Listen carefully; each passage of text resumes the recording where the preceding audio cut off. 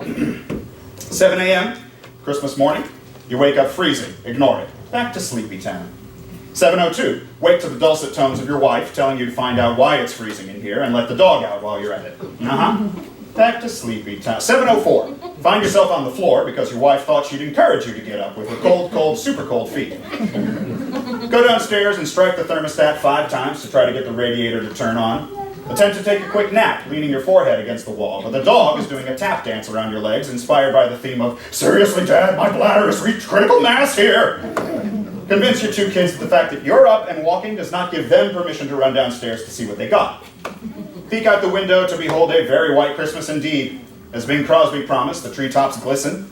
In fact, one of them is glistening from halfway through your neighbor's windshield. Good grief. Why couldn't it have been Bigelow's car down in the street? Bigelow. More like Big Jerk-o-low.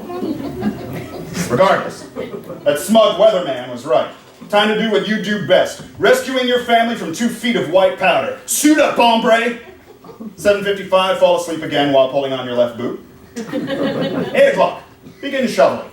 Accomplish precisely 1 step in the landing before you're interrupted by the dulcet tones of your wife asking what you're doing out here shoveling when the kids are waiting to open presents. And why aren't you wearing your gloves? Come back inside and begin removing layers of wet clothes. Finish emerging from layers of wet clothes to discover the kids went ahead and opened presents without you because we haven't got all morning. Thanks for the bikes, Dad.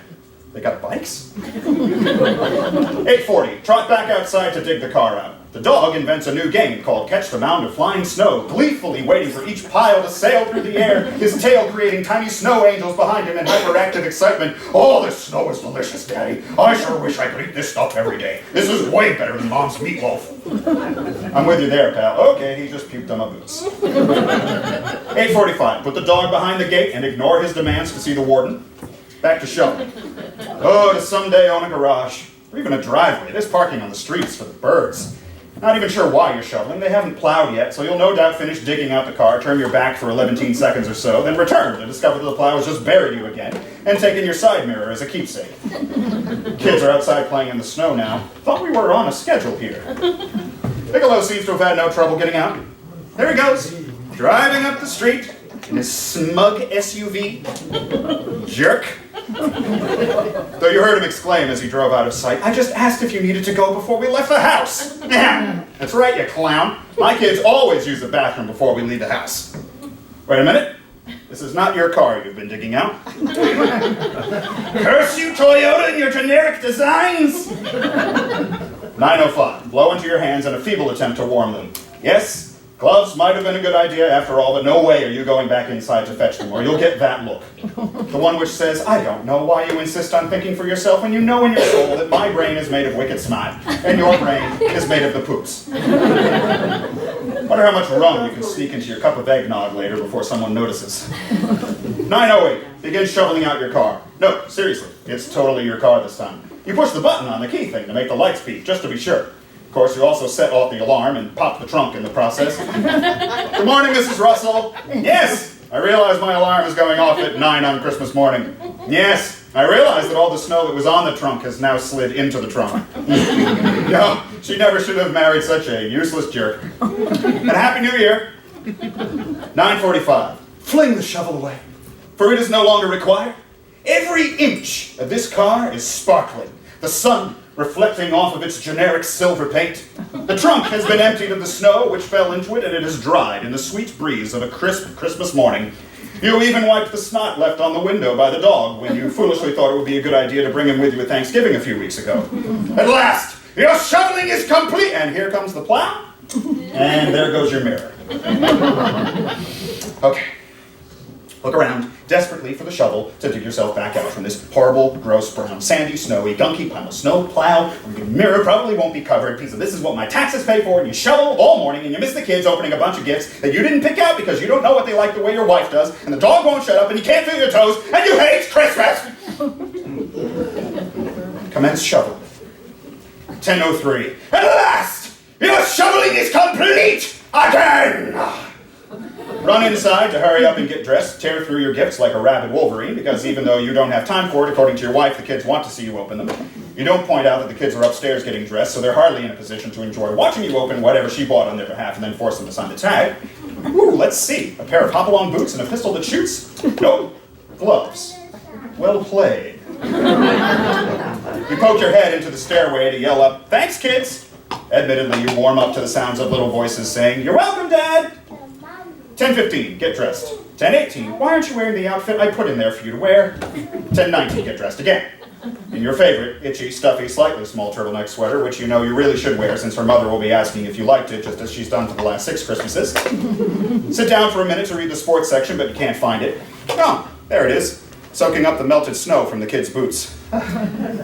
11 o'clock. Start up the car and hope your mother-in-law won't kill you because you were supposed to be at her house over an hour ago. And didn't she always say her daughter shouldn't be marrying such a dim-witted slowpoke? Only she didn't use the word slowpoke. She used the word which means buttocks or donkey.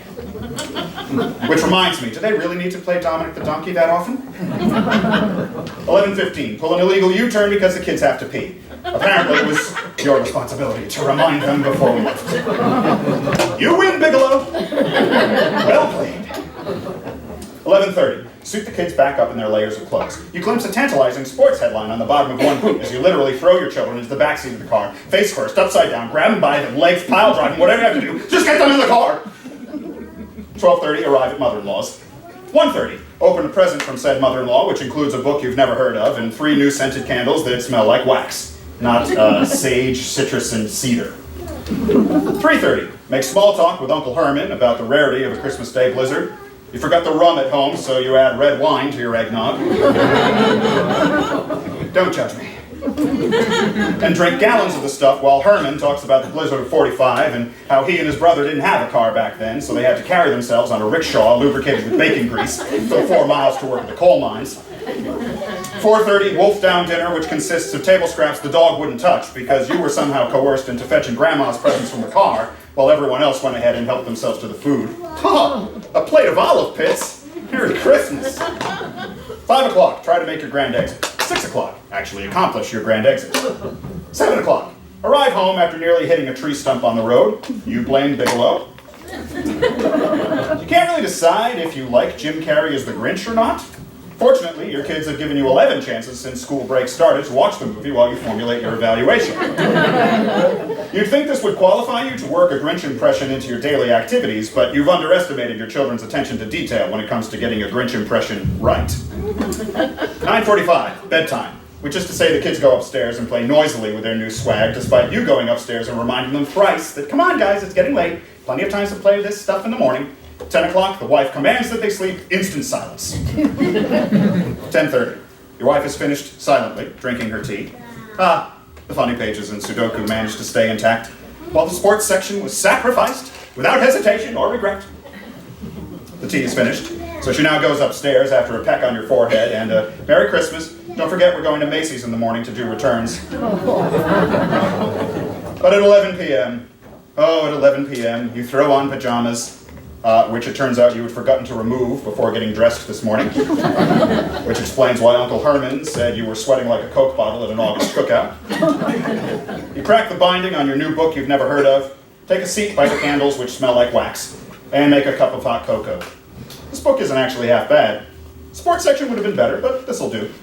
Instead of reading, though, you turn the lights out, call the dog up on the couch, and position yourself to look out the window.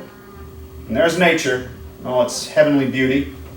The elms napping, the lights along the street blinking, the line in the snow down the center of the street where the neighbor's kids had been sledding. White Christmas. You know what, Bing? You may be onto something.